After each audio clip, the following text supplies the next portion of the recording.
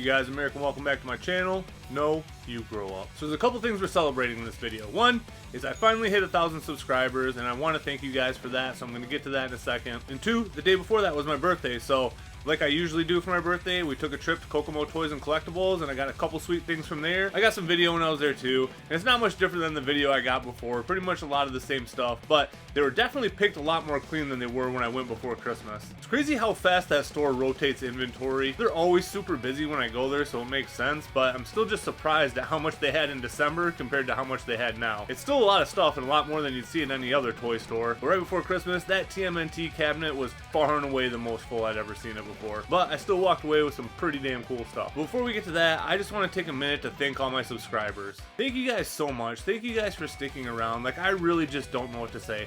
I thought best case scenario, it would take me like 2 or 3 years to hit 1,000 subscribers if it ever happened. So I definitely thought I'd have a lot more time to get a little bit more sharpened and polished, and I definitely thought I'd be a lot better at YouTube by the time I hit 1,000 subscribers, and I'm gonna be honest with you guys, I still think my content is pretty bad. It's definitely not the worst stuff out there, but I mean, there's nothing I'm particularly good at. Like, I have gotten a little bit better at editing, I've gotten a little bit better at talking, not much, but at least I'm not saying them all the time anymore, am I right? Who knows if I'll ever actually get good. Maybe one day I'll figure it out, but for now, just thank you guys so much for sticking with me. Thank you for liking my videos, thank you for commenting, and just thank you for all the support that you've given me. And I know I have a lot of long-term subscribers that have never once commented on my videos. That's the person I used to be before I started doing YouTube. I hardly ever commented on other videos. I was just there to watch. So even if you're lurking, just know I appreciate you just as much as the people that comment all the time. So as a thank you from me to you for 1,000 subscribers, we're gonna do another giveaway,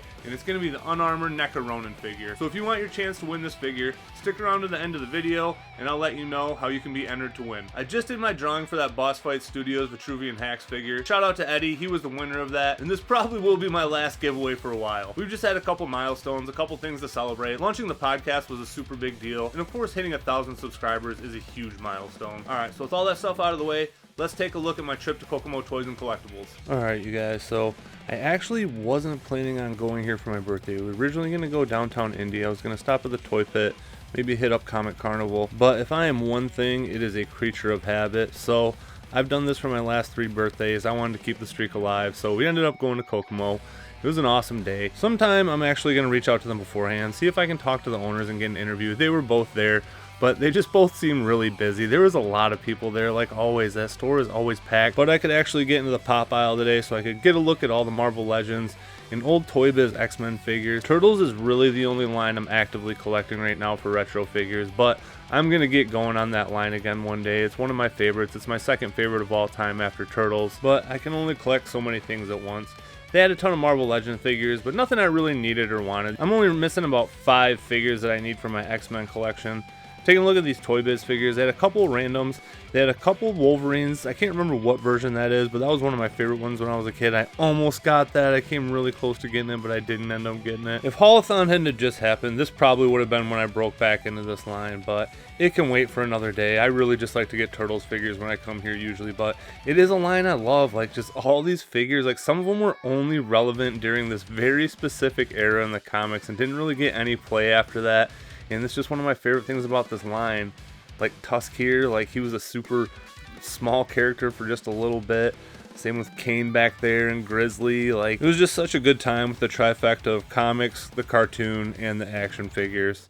Coming over here, they had a ton of Turtles NECA stuff and some of the later release Playmate stuff, so nothing really too special over there. They did have the Donatello figure, and this is the first place I've ever actually seen it. I'm not going in on this line. I have the Raph and I have the Mikey, but they're probably the only 2 figures I'm going to get for now. It's funny because I just saw my first Utrom figure out in the wild, and I got it at Best Buy of all places. I saw somebody said they had NECA stuff, and they had Super 7 figures there too, and mine did. Really random. Yeah, so if I wouldn't have just gotten that Utrom, I probably would have gotten it here because he was the last of like that first wave of Mirage figures I didn't have. They had the second version of the blimp here, and this was something that I actually contemplated getting. I did not get it, as you'll see later, but really cool. It's the first time I'd ever actually seen that one in real life before. Tons of cool vehicles and play sets. They had a complete Technodrome, and again, not really budgeted for something like that right now. It's definitely something I want later down the road.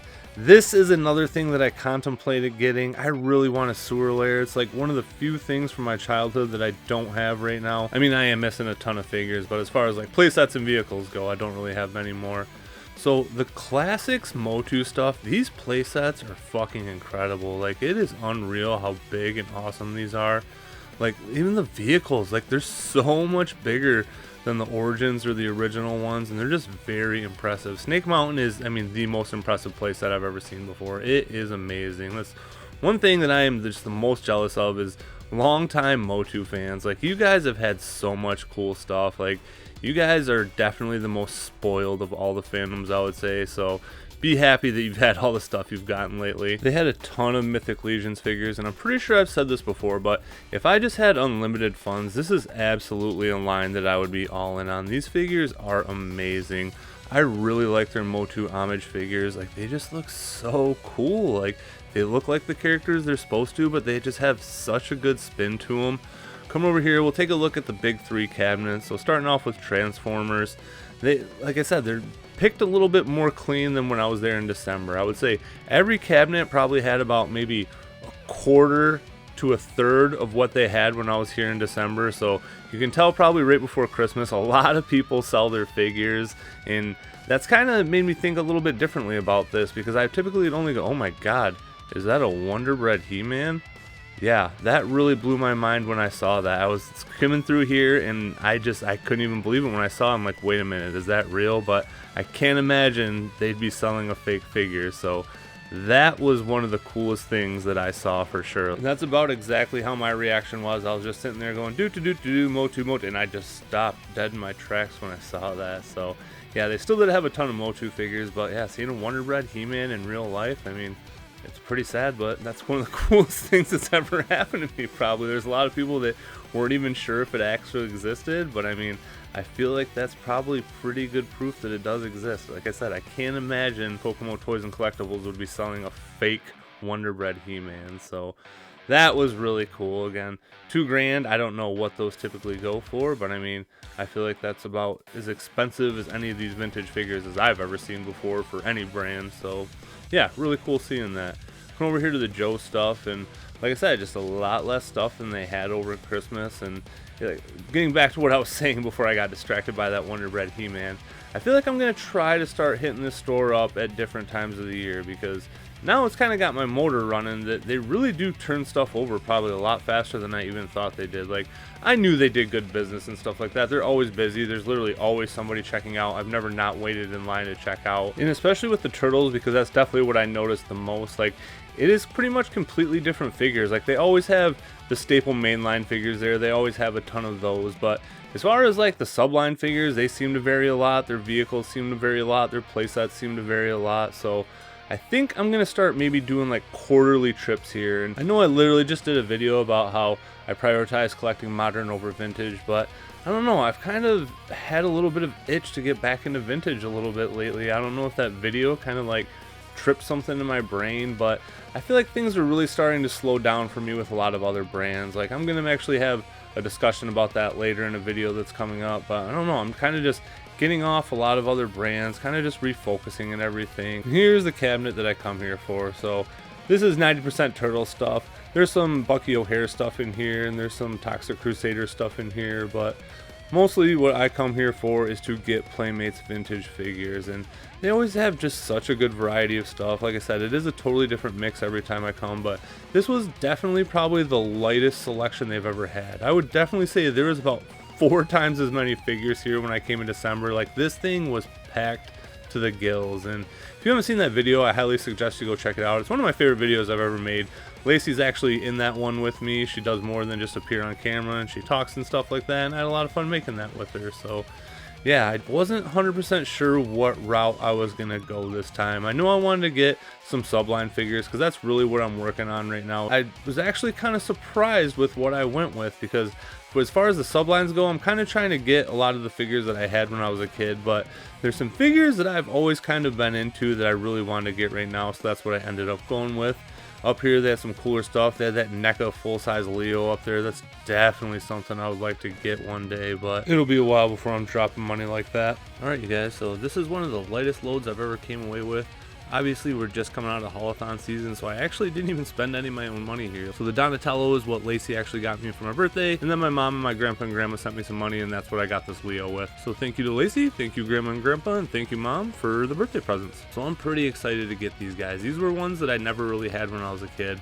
I feel like the Donatello was probably out by the time I was actually out of the line, and the Leo had to have been coming around right towards the twilight for me. And this is a subline that I do want to get all of one day. All the turtles anyway. The April is very, very expensive, and so is the Bebop. And it's not like the Mikey and Raph are cheap either, but they're definitely in a much more doable range. So taking a look at these guys, there's a couple interesting things to note right off the bat. So as you can see, the Leonardo has the whited out eyes, and the Donatello has the eyes that actually have pupils and an iris. So it's kind of weird that they shifted to a different aesthetic. I'm pretty sure the Raph is the same way that Donnie is, and he does have the pupils in his eyes. And I can't think of what the Mikey looks like right offhand, but I would imagine he's the same way too. I kind of wish they all had the whited out eyes, because I feel like if Leo is the only one that's different, it's just kind of weird. But that's really my only nitpick with these figures. I like these guys a lot. Like, I just think all the sublines are very fun, and I think this is just another one that's just super fun. Donnie's Tyrannosaurus is just very cheap hollow plastic. His head moves, but that's literally the only point of articulation on him. His paint's not great right through there either, but again, for Playmates in the 90s, I'm not going to nitpick too hard on them. So Leo's Triceratops feels a lot better. Like, this feels a lot more like an actual figure and not just a hollow piece of plastic. It's funny because it looks like these legs would have articulation, but they're pretty much just molded in. They can't really go anywhere either. So he is pretty much just like a brick too, but he just feels a lot better. He feels like much more quality plastic. He's not as hollow, and I don't know, he just feels a lot better in my hands. So that's gonna wrap things up for this one. So one more shout out to Lacey, my mom, and my grandpa and grandma. Thank you guys very much for the birthday money. Clearly I put it towards great use, but seriously, I'm very happy to get these figures into my collection. And I think I mentioned it earlier in this video, but I'm gonna have an update regarding my collection here soon, so stay posted for that. If you want to be entered to win that Unarmored Ronin figure, I'm going to put my email down below. Go ahead and just send me an email saying you saw this video and you want to be entered. Probably give it a couple weeks for people to get their entries in, and then we'll do a drawing and I'll get it sent out to you guys. And just one more shout out to my subscribers. Thank you guys so much. And I mean, I just can't, again, like, my mind is just blown that I hit 1,000 subscribers. When I first started this, I didn't think anybody was gonna watch my stuff, and even the fact that I started getting views was blowing my mind. So again, just thank you guys very, very, very much. Thank you guys for watching. Take it easy, be safe, and I'll catch you guys later. Peace.